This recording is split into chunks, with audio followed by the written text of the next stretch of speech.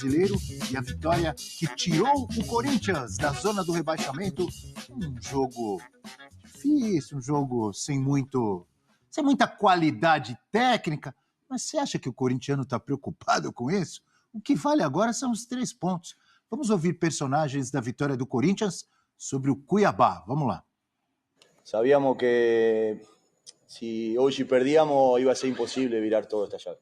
Sabíamos que era un juego de vida o muerte y era muy difícil jugar este juego, porque la presión que había, sabíamos que si perdíamos este juego estábamos muertos. Ya iba a ser muy difícil virar todo.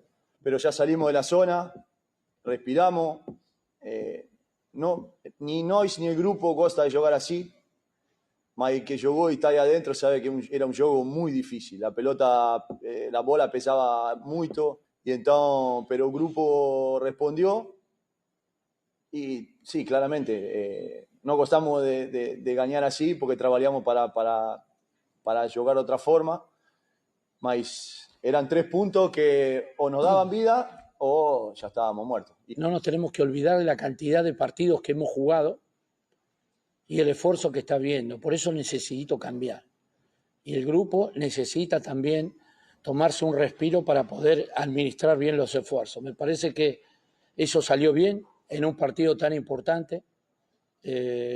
Por ahí no hicimos un gran partido, pero conseguimos los 3 puntos, que es lo que necesitamos para salir de la zona del descenso.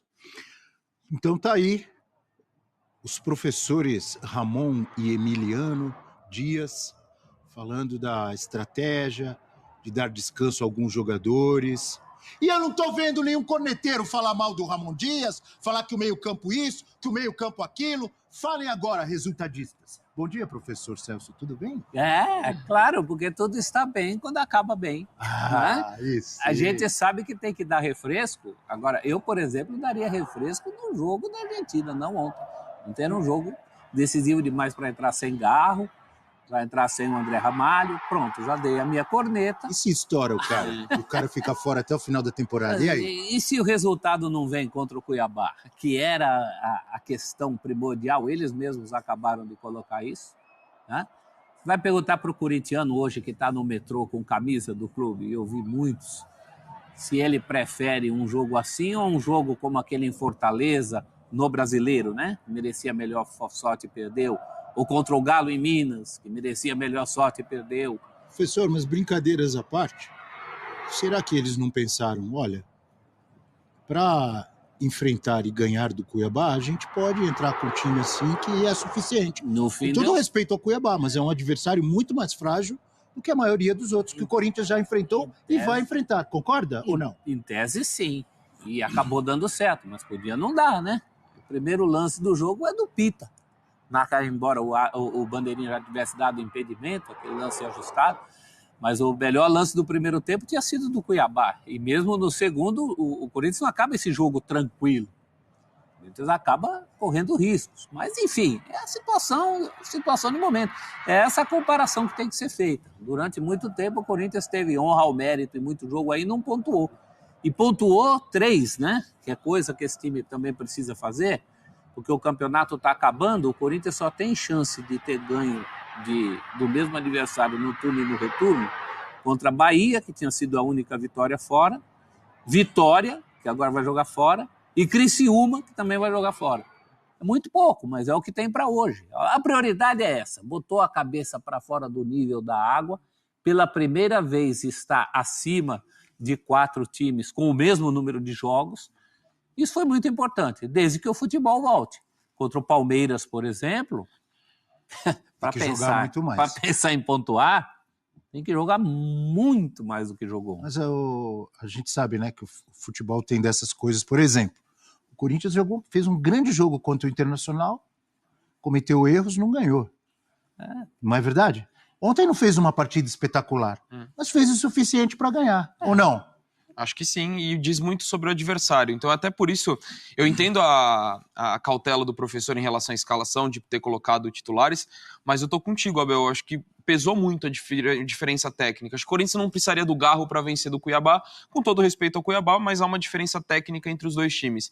E pensando nessa semana decisiva de Racing e Palmeiras, acho que isso acabou pesando, e eu concordo com a escalação do Ramon. Acho que o único ponto em relação a ele, eu teria tirado o Memphis em algum momento, porque ele claramente estava bastante desgastado na reta final do jogo, e pensando nessa sequência, talvez você ter dosado um pouco mais a minutagem dele. De quem? Do Memphis.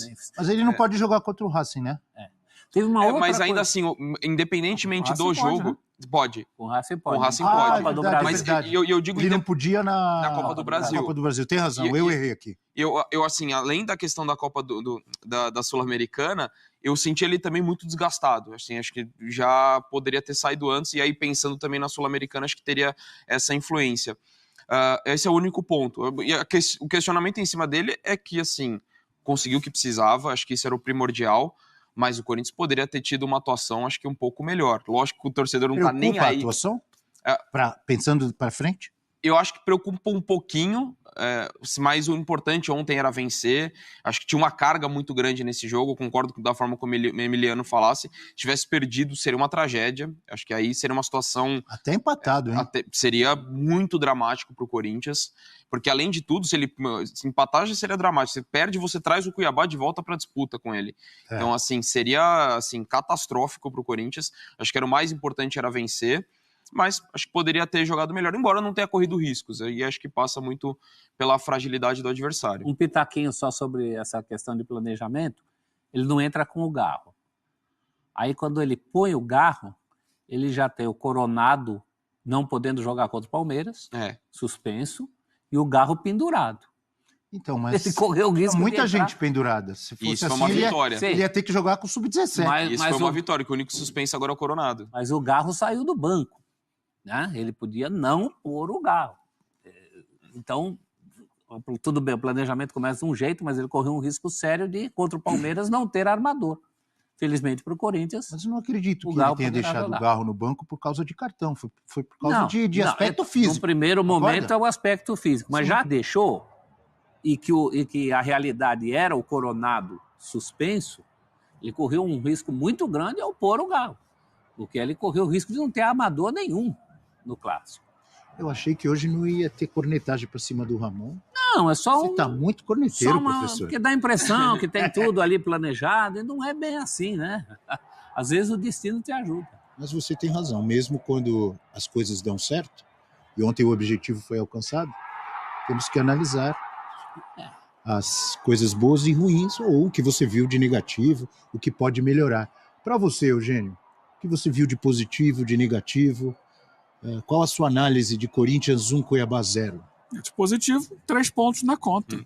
Só? É o que importa, né? Que é mais positivo que isso? A essa altura do campeonato, literalmente, né, por essa expressão, a essa altura do campeonato, o que importa é que somou 3 pontos. Não dá para ficar cobrando que agora que o time deu um espetáculo, que joga um grande futebol, até porque é um jogo com uma exigência física maior do que a média. Inclusive, depois do jogo, o próprio Ranieri falou, não, eu conheço bem aqui, se o time corre muito no primeiro tempo, no segundo ele perde o jogo. Porque o Cuiabá vai lá e come o bife, porque está acostumado a jogar nesse ambiente, que é um ambiente mais difícil, nesse aspecto físico, não técnico. O Cuiabá, tecnicamente, é um time muito ruim hoje. Por causa da temperatura, né? Temperatura, a velocidade da bola é um pouco diferente e tal. Então, o Corinthians trabalhou em cima disso também, com toda certeza. Foi dosando as energias, né? E assim conseguiu os 3 pontos.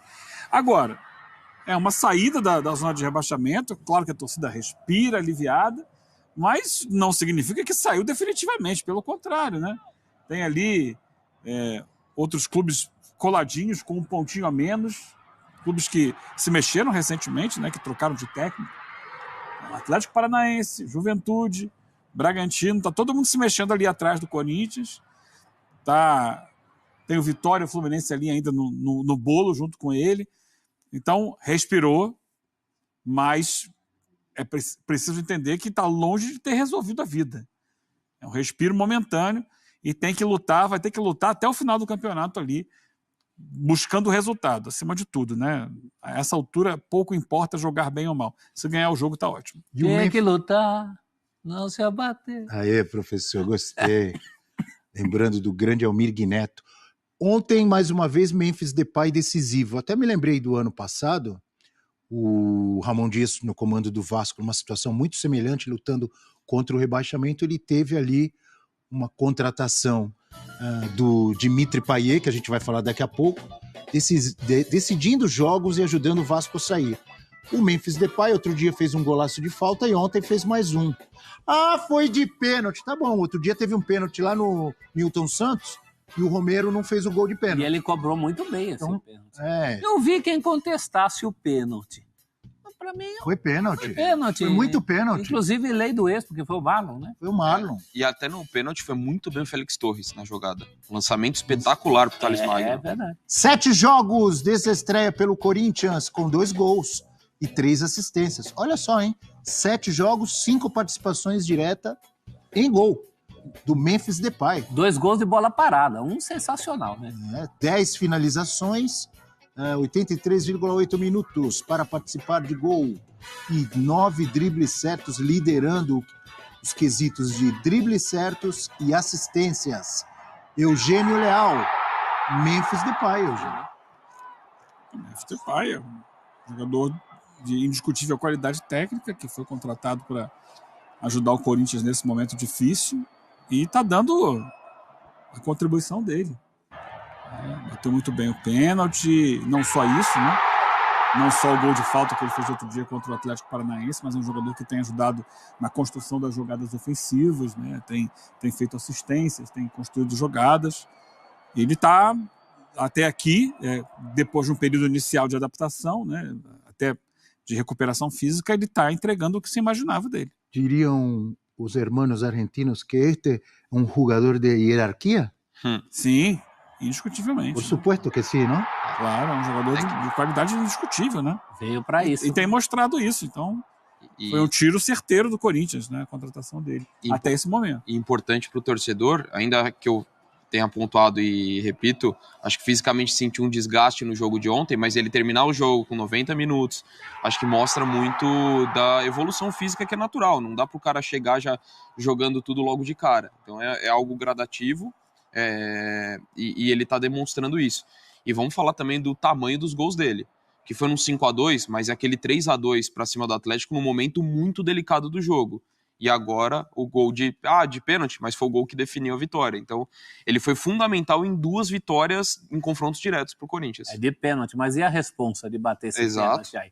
O Romero teve um lance desse contra o Botafogo, numa situação também decisiva assim, e não cobrou com essa seriedade que ele cobrou. Só acho que o Depay precisa soltar um pouquinho mais a bola em alguns lances. Como ele é a reserva técnica e ele tem muita confiança no taco dele, em alguns lances talvez ele pudesse soltar com mais agilidade, mas é um detalhe. Tá fominha, professor, ele? Em alguns lances muito pontuais, muito específicos, eu acho que de cada 3 lances que ele tenta ir sozinho, em 2 ele tem que ir mesmo. No jogo anterior ele fez isso 2 vezes, fileirinha, num deles viabilizou o gol do Yuri Alberto contra o Racing, né? Mas é também questão de ritmo, de sincronia com os companheiros, ele vai pegando tudo isso com o tempo, né? Você usou a palavra ritmo, então vamos agora no ritmo bola de prata. Será que Memphis Depay está na seleção da rodada do campeonato? É isso aí, galera. Corinthians embocou em uma vitória contra o Cuiabá, na casa deles, no Mato Grosso, Arena Pantanal, diga-se de passagem, uma bela de uma arena. E o Corinthians consegue diminuir quase pela metade a chance de ser rebaixado pelo Brasileiro.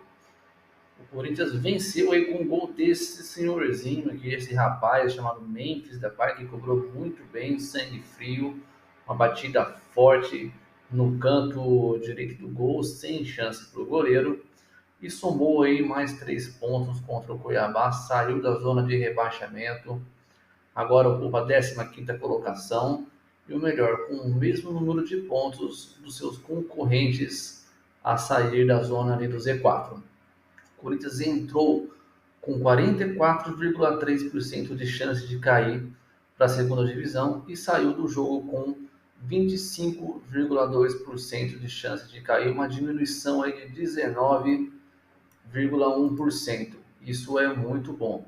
Então, quando você diminui bem as chances aí, agora restam 7 jogos para acabar o Campeonato Brasileiro.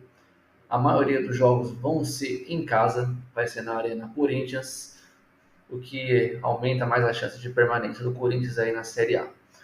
Então, estão aí os 10 times e a chance de serem rebaixados para a Série B do Brasileiro do ano que vem. O Atlético Goianiense está praticamente 100% rebaixado. Aí o Cuiabá, com a derrota de ontem, também já está quase 100% aí, 97%.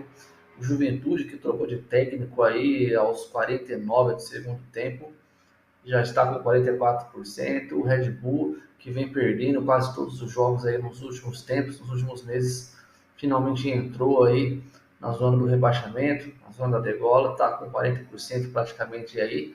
O Vitória, que tem o mesmo número de pontos do Corinthians, porém tem mais jogos fora do que dentro, está com 28,8%. O Atlético Paranaense também, que veio lá de cima, agora está lá embaixo, está com 28%, e o Corinthians com 25,2%. Seguindo aí de Criciúma, Fluminense e Grêmio, que as chances são mais remotas.